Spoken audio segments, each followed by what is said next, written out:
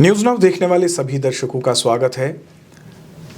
आप हमारा ये हेल्थ शो देख रहे हैं और आप जानते हैं कि हेल्थ शो में हम किसी डॉक्टर को जो है वो दावत देते हैं अपने स्टूडियो में और उनसे बात करते हैं जो उनका एक्सपर्टाइज होता है उसके बारे में।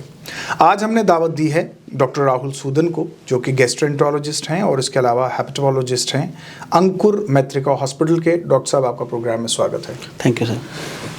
डॉक्टर साहब, किसी भी प्रोग्राम को शुरू करने के लिए या किसी भी सब्जेक्ट पे बात करने के लिए पहले ये ज़रूरी रहता है कि हम उस सब्जेक्ट के बारे में थोड़ा सा जान लें। हम बात करेंगे गैस्ट्रोएंटरोलॉजी के बारे में, हेपेटोलॉजी के बारे में। आपसे जानना चाहूँगा कि मेडिकल जो टर्म है उसमें इन सब चीज़ों में जो शरीर है इंसान का, उसमें क्या कुछ आता है? देखिए, अगर हम बात करें गैस्ट्रोएंटरोलॉजी एंड हेपेटोलॉजी की, तो ये अपने आप में एक बहुत ही बड़ा सब्जेक्ट है। जी।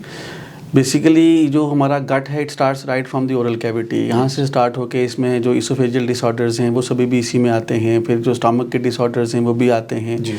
इसी तरह स्मॉल एंड लार्ज इंटेस्टाइन के जो डिसऑर्डर्स हैं वो आते हैं, लीवर के डिसऑर्डर्स आते हैं, पैनक्रियाज के डिसऑर्डर्स आते हैं, और इसी तरीके से जो हमारा लार्ज बाउल है, जो लार्ज गट जिसको हम कहते हैं, लार्ज इंटेस्टाइन, उसके डिसऑर्डर्स भी इसी में आते हैं। तो ये अपने आप में एक बहुत बड़ी जो है ये सुपर स्पेशलिटी है और बहुत सारी डिजीज़ जो हैं वो इसमें कवर होती हैं। इसके अलावा जैसे कि आप देखते हैं कि आजकल जो है जो इंसान के रहने का जो लाइफस्टाइल है, इंसान का जो इंसान के खाने का तरीका है, जो लाइफस्टाइल है जिसको हम कहते हैं कि डाइटरी एंड लाइफस्टाइल, जो हमारा हैबिट्स हैं आजकल, वो अगर आप कंपेयर करें आज से 15, 20 से 25, 30 साल से, तो they have become entirely different जी। सो इनकी भी जो मैनिफेस्टेशंस हैं जिसको हम मेटाबॉलिक सिंड्रोम बोलते हैं, इनकी मैनिफेस्टेशंस में भी गट में जो है वो डिफरेंट तरीके से मैनिफेस्ट करती हैं जी। So it comprises of all these things in totality जिनका मैंने जिक्र किया। तो ये सब जो है ये गैस्ट्रोएंटरोलॉजी और हेपेटोलॉजी की जो है ब्रांच के सुपर स्पेशलिटी के अंडर ही आता है। डॉक्टर साहब, वक्त के साथ साथ हर चीज़ में बदलाव आया है और पुराने वक्त में हम देखते थे जब ये मशीनरीज वगैरह नहीं थी तो डॉक्टर जो था वो नब्ज़ देखता था और फिर उसके बाद ट्रीटमेंट शुरू हो जाता था। आजकल बहुत एडवांस टेक्नोलॉजीज़ आई हैं। मैं आप ये जानना चाहूँगा कि अंकुर मैत्रिका हॉस्पिटल में डिपार्टमेंट ऑफ गैस्ट्रोएंटरोलॉजी या फिर हेपेटोलॉजी की जो आपने बात की, क्या कुछ फैसिलिटीज़ हमारे पास अवेलेबल हैं? और ख़ासकर आजकल हमने देखा है आजकल इतने एडवांस स्कैन्स अवेलेबल हैं कि आप एक स्कैन करा लेते हैं और आपका पता लग जाता है कि आपका इशू क्या है। देखिए, कोई भी जो डिज़ीज़ है उसकी कुछ मैनिफेस्टेशंस होती हैं। उसमें जो अदर देन अगर जब हम किसी पेशेंट की हिस्ट्री, क्लिनिकल हिस्ट्री लेते हैं, एग्जामिनेशन करते हैं, तो उसके अलावा किसी भी बीमारी को जड़ से पकड़ने के लिए या फॉर द प्रॉपर जो आप कह सकते हैं कि diagnosis of any given disease, आपको जो है वो डायग्नोस्टिक मोडेलिटीज़ की ज़रूरत पड़ती है। तो at present we are doing almost all the therapeutic and diagnostic endoscopic procedures in Ankur Maitrika, and जिसमें हम अपर जी एंडोस्कोपी कर रहे हैं, क्लोनोस्कोपी कर रहे हैं, और इसके अलावा जैसे आज के लिए काफ़ी कॉमन जो डिजीज़ है जिसको आप कह सकते हैं जो सोसाइटी में प्रेवलेंट है, दैट इज़ नैश, जिसको हम नॉन अल्कोहलिक स्टीटोहेपेटाइटिस बोलते हैं। उसको देखने के लिए हमारे पास जैसे फाइब्रोस्कैन की मशीन होती है। फाइब्रोस्कैन में जो लेटेस्ट एडवांस्ड मशीन है वो हमारे पास है। ऑलमोस्ट डेली बेसिस पे हम वहाँ पर जो है वो फाइब्रोस्कैन करते हैं, जिसको इकोसेंस कहा जाता है। इकोसेंस इज़ एन एडवांस्ड मशीन जी, और ये हमारे पास फैसिलिटी है, हम ऑलमोस्ट डेली बेसिस पे करते हैं। इसके अलावा जो हमारा रेडियोलॉजी है, इमेजिंग है, इमेजिंग जो है it plays a very important role in the field of gastroenterology. हमारे पास CT स्कैन है, एडवांस CT स्कैन है हमारे पास, and radiology facilities are available 24/7 जी। अदर देन दैट हमारे पास जो भी है, मतलब जितनी भी एमरजेंसीज हैं, we are ready to fight any emergency. जो जैसे मैं हूँ, हमारे पास एक एस्टैब्लिश जो है डेडिकेटेड एमरजेंसी टीम है। क्योंकि आप देखें जैसे कोई भी हॉस्पिटल है, अगर जो you can say the patient, the point where the patient enters hospital is an emergency, so we have a very good and dedicated emergency, and वहाँ पर हमारे डॉक्टर्स 24/7 अवेलेबल रहते हैं, and whosoever is a super specialist is always available on call। तो patients जो है वो 24/7 किसी भी जो गैस्ट्रोइंटेस्टाइनल डिसऑर्डर है उसके लिए कोई भी कंप्लेंट जैसे होती है। और इम्पॉर्टेंट बात इसमें यह है कि पेशेंट्स को समझना है कि what can be the various manifestations of a gastrointestinal disorder. Are जैसे एब्डोमिनल पेन से शुरू होके किसी को अगर एब्डोमिनल पेन हो रहा है, या किसी को रिफ्लक्स सिम्टम्स हो रहे हैं, या किसी को डायरिया हो रहा है, किसी को कॉन्स्टिपेशन हो रही है, किसी को ब्लीडिंग पर रेक्टम हो रहा है, या किसी को जो है वॉमिटस ऑफ ब्लड हो रहा है, तो these all can be the science of an emergency gastrointestinal disorder. So he has to get consulted by a super specialist. तो यानी डॉक्टर साहब पूरा बैकअप है, अंकुर मैत्रिका हॉस्पिटल में गैस्ट्रोएंटरोलॉजी का, जैसे कि आपने कहा। इसके अलावा मैं ये भी जानना चाहूँगा, आज से थोड़ा सा हम पहले देखें तो बहुत सारे लोग प्रेफर करते थे यहाँ से बाहर जाना, तो क्या वो सब फैसिलिटीज़ यहाँ अंकुर मैत्रिका में अवेलेबल हैं या अभी भी कुछ ऐसी चीज़ें हैं जो लोग यहाँ से बाहर जाना ही प्रेफर करें? देखिए, ये आपने एक बहुत ही इंपॉर्टेंट क्वेश्चन पूछा। That is basically we have got efflux of the patients. Patients are moving out. जैसे कि देखें, मैं अगर अपने बारे में आपको बताऊं तो basically I belong to Poonch जी। उसके बाद जो मैंने एमबीबीएस की है वो जीएमसी जम्मू से की है, एमडी मेडिसिन शेर कश्मीर से की, फिर मैंने डीएम जो है वो Shri Aurobindo medical college and post graduate institute Indore से की। तो कहने का मतलब ये है कि I have a vast experience of even outside states also. तो let me tell you very frankly कि ऐसा नहीं है कि बाहर का जो हेल्थ सेटअप है वो कोई बहुत ज़्यादा अच्छा है और हमारा नहीं है, ऐसा नहीं है। इट इज़ जो आपका क्वेश्चन है कि इफ्लक्स क्यों है पेशेंट्स का, it is all about the awareness जी। अब रीजंस कुछ भी हो सकता है, बट पेशेंट्स जो है कहीं ना कहीं उनमें अवेयरनेस नहीं है कि ये चीज़ें यहाँ पर भी अवेलेबल हैं या नहीं, क्योंकि हम I basically belong to periphery. So हमारे पास बड़ी छोटी छोटी चीज़ों के लिए पेशेंट आते हैं, उनके पास हम देखते हैं कि they have a whole bundle of files and all that, तो वो बाहर दिखा रहे हैं, कभी मैं नाम नहीं लेना चाहूँगा, कभी कहीं जा रहे हैं, पंजाब में इफ्लक्स बहुत ज़्यादा है हमारा, और छोटी छोटी चीज़ों के लिए। उसमें एक रीज़न ये भी है कि देखिए, अब जैसे अंकुर मैत्रिका है तो ऑलमोस्ट मतलब आई लाइक टू से कि it is the first of its kind. Yes.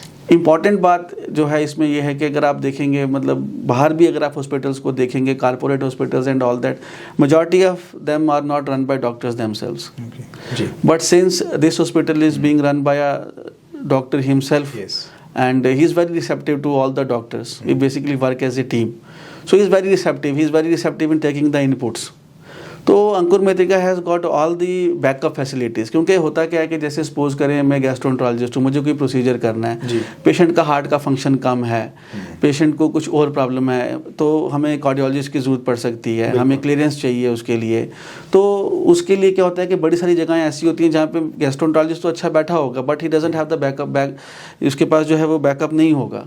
So in our case we have got all the facilities, we have got a dedicated cath lab, we have got cardiologists, so round the clock echo facilities are available, primary PCIs are being done, then we have got a brain and spine surgeon, we have got a urologist, so whole team is supporting us.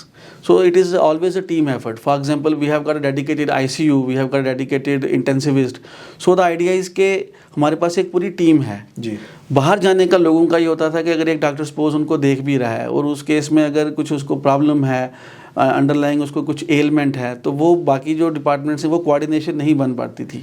हमारे case में क्या है कि suppose करो if I am seeing a patient at 3 o'clock in the morning and I feel some procedure is required for this patient, इस patient को किसी procedure की ज़रूरत है बट इसका हार्ट का फंक्शन अच्छा नहीं है या इसको कोई और कोमॉर्बिडिटी है, तो मैं उसके लिए जो है वो कार्डियोलॉजिस्ट को बुला सकता हूँ। Cardiologist is available round the clock. तो ये जो फैसिलिटीज़ होती हैं, this basically differentiates one hospital from the other. तो by the grace of God we have all these facilities available with us. Doctor साहब, अब 2 चीज़ें मैं जोड़ के पूछना चाहूँगा। एक चीज़ आपने ये कही कि इमरजेंसी बैकअप जो है वो आपके पास अवेलेबल है। दूसरा ये भी आपने कहा कि आप प्रोसीजर्स भी अगर करना चाहें तो उसमें जो जैसे बाकी डॉक्टर्स की सपोर्ट आपको चाहिए, जैसे एनेस्थीसिया का डॉक्टर है, कार्डियोलॉजिस्ट है, वो भी आपके पास अवेलेबल है। तीसरा इंपॉर्टेंट सवाल ये आ जाता है कि आपकी अवेलेबिलिटी क्या है, आप कितने बजे से कितने बजे तक अवेलेबल रहते हैं, टाइमिंग क्या है, लोग आपके पास अगर आना चाहें तो। एक तो OPD हो गया, दूसरा कोई बहुत ज़्यादा इमरजेंसी होती है और हम जानते हैं कि जम्मू कश्मीर में प्राइवेट सेटअप उतना ज़्यादा नहीं है और उसमें जो पहल अंकुर मैत्रिका हॉस्पिटल ने की है, तो इमरजेंसी वगैरह के लिए आपके पास क्या कुछ अवेलेबल है? देखिए, OPD बेसिस तो I am daily doing OPDs in Ankur Maitrika. Other than that the fact is कि मैंने अंकुर मैत्रिका को सिलेक्ट इसलिए किया कि ये मेरे घर से बहुत करीब है जी। क्योंकि किसी भी केस में क्या होता है, पेशेंट अगर आता है, कोई दूर से पेशेंट आ रहा है, कोई पुंछ से आ रहा है, कोई रजौरी से आ रहा है, डोडा भद्रवाह किश्तवाड़ से आ रहा है, तो बात ये होती है कि पेशेंट पहुंचता ही लेट है। तो उन पेशेंट्स के लिए जो है मेरी जो है वो ऑलमोस्ट 24/7 अवेलेबिलिटी रहती है। अगर कोई पेशेंट ऐसा है, उसमें भी मैं बताना चाहूँगा कि हमारे पास वहाँ पे डॉक्टर्स 24/7 होते हैं इमरजेंसी में, मेडिकल ऑफिसर्स होते हैं। They can screen the patient, they first screen the patient, और इफ़ दे थिंक, अगर उनको लगता है कि ये गैस्ट्रो के लिए, ये गैस्ट्रो का पेशेंट है, तो वो मुझे कॉल करते हैं जी। तो मेरी अवेलेबिलिटी ऑलमोस्ट 24/7 रहती है वहाँ पर। डॉक्टर साहब, थोड़ा सा हम सब्जेक्ट पे आते हैं। लीवर कहते हैं बहुत सेंसिटिव होता है और बहुत इंपॉर्टेंट आर्गन, यूँ तो सब इंपॉर्टेंट है लेकिन लीवर की एक अपनी इंपॉर्टेंस है। थोड़ा सा जानना चाहूँगा, पहले लीवर वगैरह के बारे में थोड़ा सा बताएं। देखिए, लीवर की इंपॉर्टेंस इसलिए है कि कॉमन लैंग्वेज में हम कह सकते हैं कि डिटॉक्सिफिकेशन करता है लीवर जी, ठीक है। इसके अलावा बहुत सारी चीज़ें हैं जिनकी सिंथेसिस होती है लीवर के अंदर। और लीवर की इन्फेक्शन को हम टेक्निकली हेपेटाइटिस बोलते हैं जी। लीवर की जो हेपेटाइटिस होता है ये बहुत सारे रीज़न से होता है, जैसे हेपेटाइटिस ए से होता है, बी से होता है, सी से होता है। उसके अलावा जो कॉमन है वो नैश से होता है। हम इस सब्जेक्ट पे आएंगे, बहुत प्रेवलेंट सब्जेक्ट है आजकल, तो नैश की वजह से होता है। अदर देन दैट जो है वो एक्सेसिव अल्कोहल इंटेक से होता है। तो कोई भी बीमारी जिनका मैंने जिक्र किया, जैसे वायरल हेपेटाइटिस हो गया, ऑटोइम्यून हेपेटाइटिस हो गया, नॉन अल्कोहलिक स्टीटोहेपेटाइटिस हो गया, अल्कोहलिक हेपेटाइटिस हो गया, ये कोई भी इटियोलॉजी जो लीवर को ख़राब करती है, इसकी वजह से जो है पेशेंट्स को डिफरेंट मैनिफेस्टेशंस हो जाती हैं। जैसे कि खून की उल्टी हो सकना, पेट में पानी भर जाना, मरीज़ का बेहोशी में रहना, तो ये पेशेंट की आँखों का पीला पड़ना, जॉन्डिस होना, पेशेंट को जिसको कहते हैं गफलत में चला जाना, ये सब जो हैं ये लीवर डिजीज़ की मैनिफेस्टेशंस हैं। तो ये तो जो मैंने बात की, these are the science of advanced liver failure जी। लेकिन जिस टॉपिक के बारे में मैं बोलना चाहूँगा, जो एक which needs a sort of awareness among the society, वो टॉपिक है, आपने भी बहुत पढ़ा होगा। बेसिकली कोई भी अल्ट्रासाउंड हमारे हाथ में आता है, उसमें लिखा होता है फैटी लीवर जी। ये बहुत कॉमन चीज़ हो गई है अब। तो देखिए, इसमें जो भी आपके चैनल के माध्यम से हमें सुन रहे हैं जो है, उनमें ये अवेयरनेस क्रिएट करनी है कि फैटी लीवर इटसेल्फ इज़ जो है ये एक बिल्कुल टिप ऑफ द आइसबर्ग है, एक छोटी सी चीज़ है।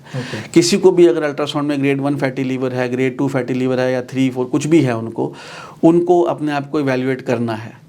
कहने का मतलब मेरा ये है, जैसे हमारे पास एक गिवन पेशेंट है जो 20 साल से अल्कोहल पी रहा है, तो दूसरा पेशेंट है जो अल्कोहल नहीं पीता, लेकिन उसका वज़न जो है, वेट जो है वो ओवरवेट हो गया है, ओबेसिटी है, उसको वेट उसका 70-80 kg हो गया है।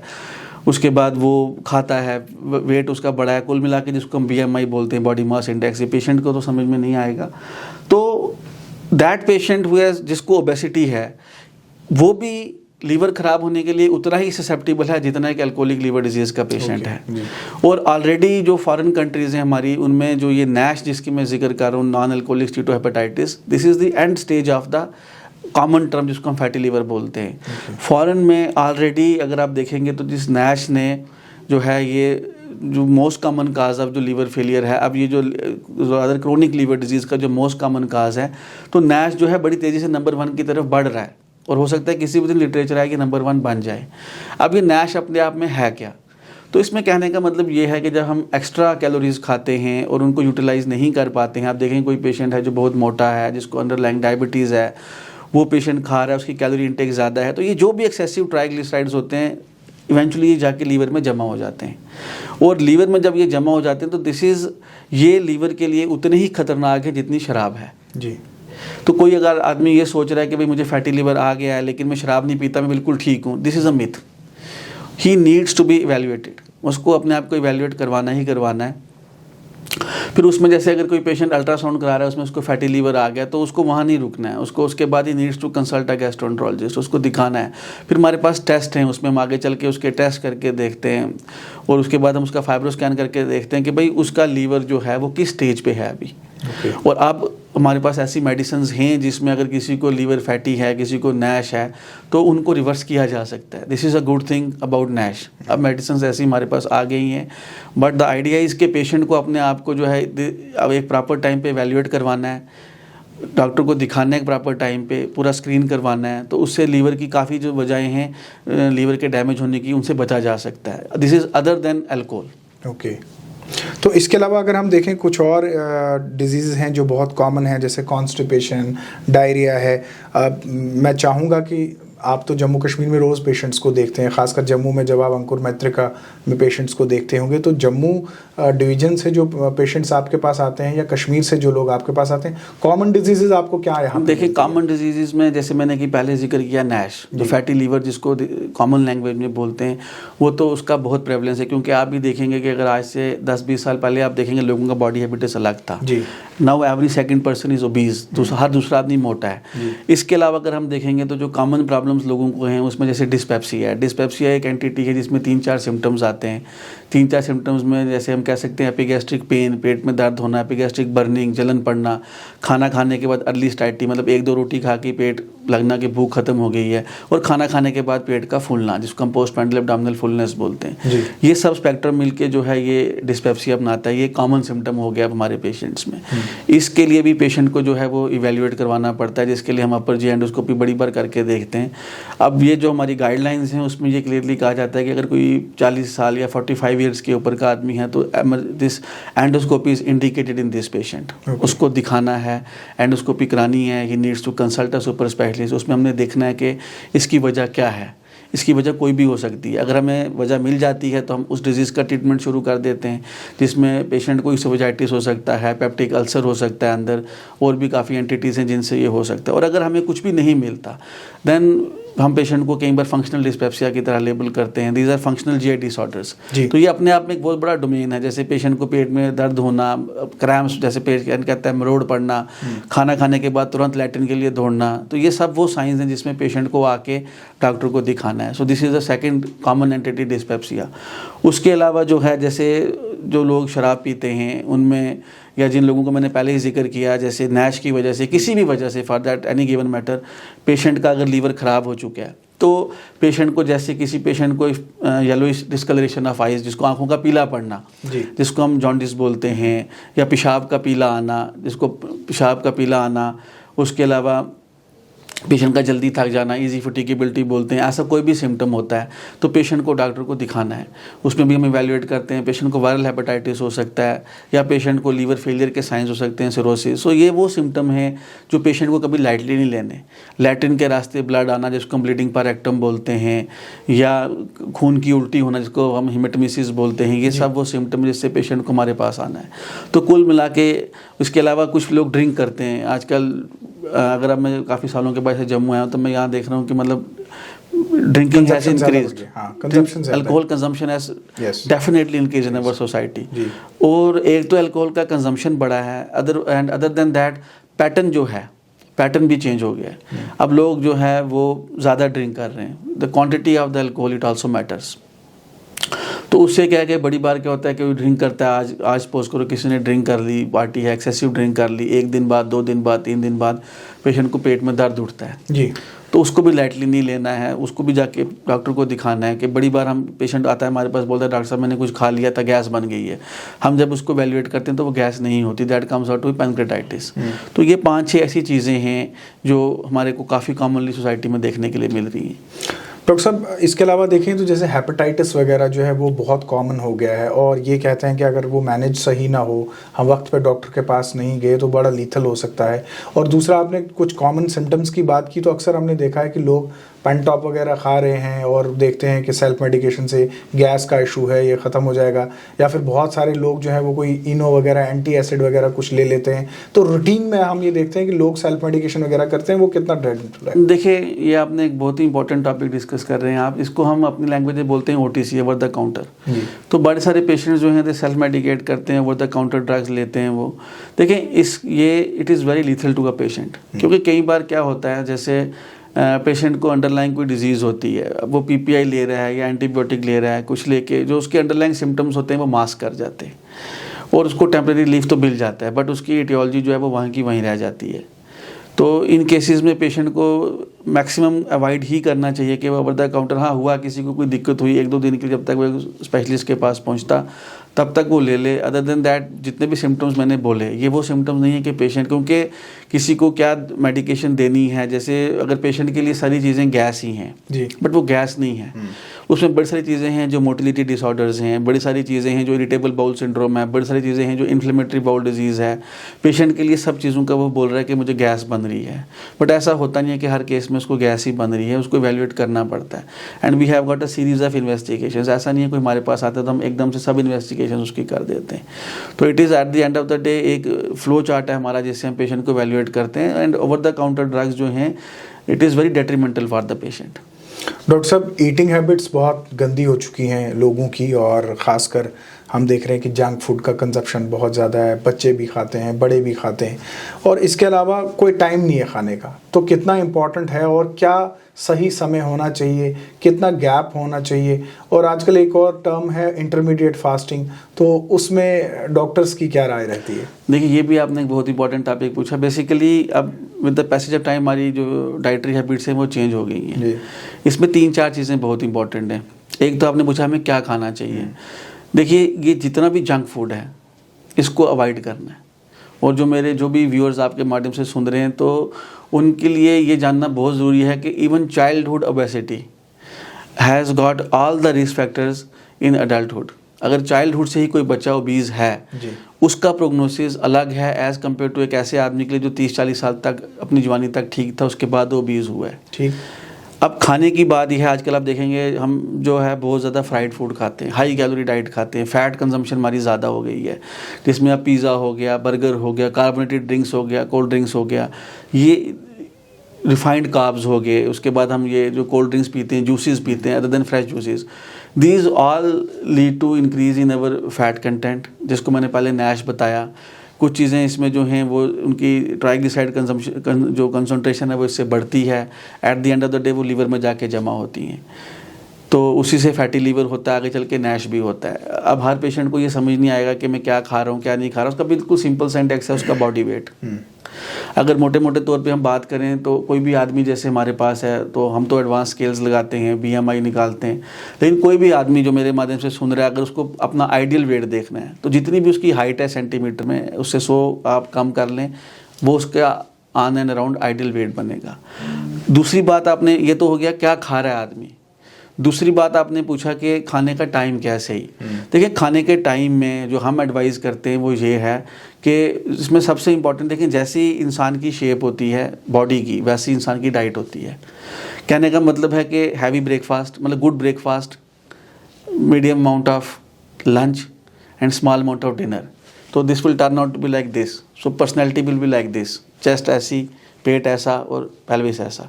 ऑन द कंट्रेरी अब हो गया है, हम लोग जो हैं ऑलमोस्ट एवरीबॉडी जो है, हम क्या कर रहे हैं, काम करते हैं दिन को, everybody is busy, everybody is running. तो होता क्या है कि हमारी ब्रेकफास्ट छूट गई है, लंच के लिए टाइम इंटरमीडिएट हो गया है, और रात को आके डिनर करते हैं आराम से और सीधा जाते हैं बेड पे। तो जो भी आप रात को खा रहे हैं उसके बाद आप एकदम से बेड पे जा रहे हैं, तो वो उतने अच्छे से डाइजेस्ट और मेटाबोलाइज नहीं होगा। तो वही आप देखें, फिर हो गया चेस्ट ऐसी, पेट ऐसा, और वो पूरा उल्टा हो गया है। तो इम्पॉर्टेंट ये है कि जो हमें है ब्रेकफास्ट करनी है, लंच करना है और डिनर करना है और टाइम पे करना है।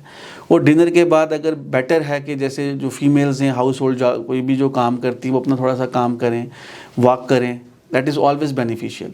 दूसरा कंसेप्ट आपने जो पूछा है वो इंटरमीडिएट फास्टिंग का पूछा है, इंटरमिटेंट फास्टिंग का पूछा है, और साथ में इसी के रिलेटेड एक होती है मेडिटेरियन डाइट। तो देखिए, कुछ लोग इसको फॉलो करते हैं but it is very difficult to follow. अब इसमें कुछ 16+8 रजीम होती है, 12+12 रजीम होती है। उसमें कुछ रजीम्स ऐसी हैं जैसे शाम को 6 से कल नेक्स्ट डे 6 बजे तक खाना ही नहीं है। तो उनकी प्रूवन एफिकेसी है but it is very difficult to follow. So I would not advise patients कि वो उसको फॉलो करें। जो नॉर्मल खाना घर का है, स्मॉल फ्रीक्वेंट मील्स, और अपने टाइम पे खाना खाना, कोई भी डाइट स्किप नहीं करनी, रात का खाना कंपैरेटिवली लाइट करना, और उसके बाद जो है माइल्ड टू मॉडरेट अगर कोई वॉक कर रहा है तो दैट इज़ ऑलवेज बेनिफिशियल। पानी वगैरह का इंटेक जो है वो कितना होना चाहिए? और जैसे आपने डाइट का जिक्र किया, तो कार्ब्स कितने होने चाहिए, फैट क्वांटिटी कितनी होनी चाहिए? नॉर्मल अगर हम देखें रूटीन लाइफ में, अगर किसी का 200-300 कैलोरीज का बर्नआउट है तो किस किस्म का इंटेक उसका होना चाहिए? देखिए, इसमें अब तो बड़े सारे लोगों के पास ऐप्स आ गए हैं, लोग कैलकुलेट करते रहते हैं। तो देखिए, मैं आपको इसमें एक नटशेल में बात दूंगा। जैसे सपोज करें हमारे पास एक वाटर कंटेनर है, उसमें पानी आ रहा है और आगे से निकल रहा है। ये बेसिक एक बिल्कुल लेमैन लैंग्वेज में मैं आपको बता रहा हूँ। तो जब तक तो पानी उतना आता रहेगा जितना आगे से निकल रहा है तो वो ठीक रहेगी, मतलब उसका एक वॉल्यूम रहेगा जी। जब आप किसी चीज़ में इतनी कैलोरीज खा रहे हैं और आप उनको बर्न आउट कर ही नहीं रहे हैं तो वो कहाँ जाएंगी? They will get accumulated in the liver. और ये जैसे हाइपर ट्राइग्लिसराइडीमिया होगा, फैटी लीवर होगा, नैश होगा, ये खाली अपने में नहीं है, this is a part of a major spectrum जिसको मेटाबॉलिक सिंड्रोम बोलते हैं। और जो भी लोग मेटाबॉलिक सिंड्रोम के हैं उनके लिए खाली जो लीवर है यही एक जो है वो दिक्कत की वजह नहीं बनती है। आगे चल के उनकी जो कोरोनरी आर्टरीज हैं, जो नसें हैं, उनके बीच में ट्राइग्लिसराइड डिपोजिशन हो जाती है, कोलेस्ट्रॉल जिसको हम बोलते हैं, LDL to be very precise. तो ये जितने भी लोग हैं ये सब प्रीडिस्पोज हैं डायबिटीज़ से, हाइपरटेंशन से, कोरोनरी आर्टरी डिजीज़ से। अब आप देख रहे होंगे आजकल 40-40 साल के लोगों को हार्ट अटैक हो रहे हैं। वो क्यों हो रहे हैं? We have a dictum, you are what you eat. आप कौन हैं जो आप खाते हैं।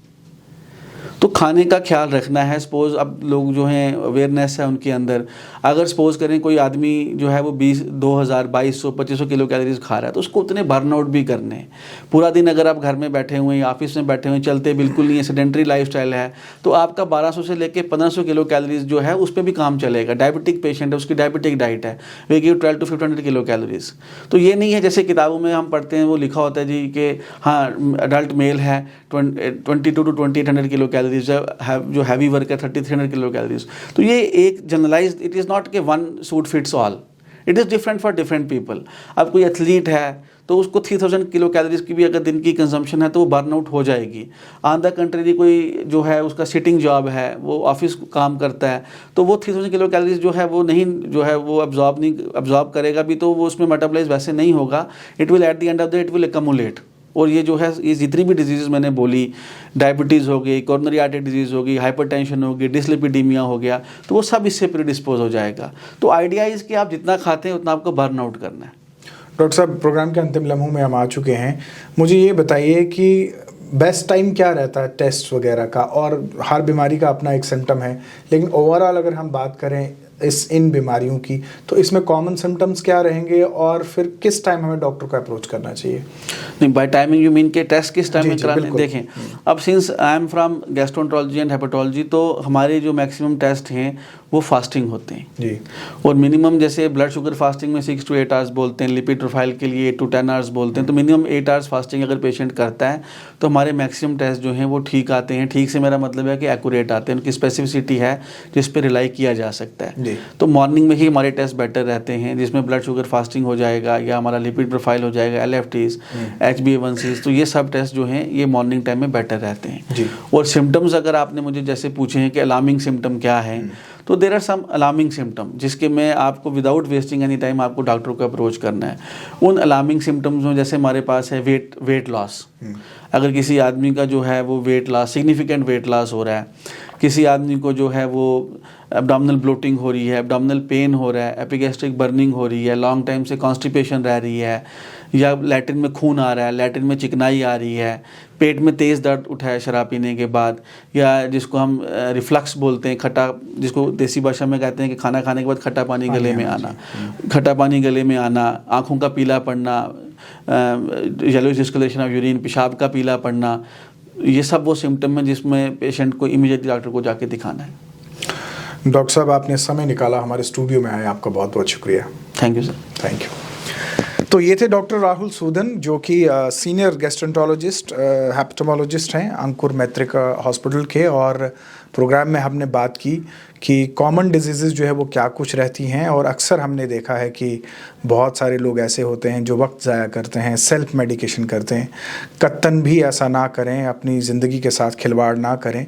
जब भी आपको ऐसा कुछ महसूस होता है तो डॉक्टर्स जो है वो तैयार होते हैं आपकी सभी इन बीमारियों को हैंडल करने के लिए, और बाकायदा एक तौर तरीका होता है इन बीमारियों को हैंडल करने का। आपका प्रॉपर डायग्नोसिस होगा, उसके बाद आपकी मेडिकेशन जो है वो शुरू होगी। तो डॉक्टर राहुल जो है वो बिल्कुल तैयार हैं। अगर आपको लगता है कि आपको कुछ ऐसी कोई बीमारी है या आपको ऐसा कोई शक है तो आप जाके जो है इनसे मिल सकते हैं, आप अपना डायग्नोसिस करवा सकते हैं और उसके बाद आपकी मेडिकेशन वगैरह जो है वो हो सकती है। तो कहते हैं कि एहतियात जो है वो बहुत ज़रूरी है, तो ऐसे में आप पे भी ये चीज़ जो है वो लाजमी हो जाती है कि आप भी एहतियात करें, सेहतमंद रहें, सलामत रहें। हम यही जो है वो दुआ करते हैं। आज के प्रोग्राम में बस इतना ही, इजाज़त दीजिए। आदाब।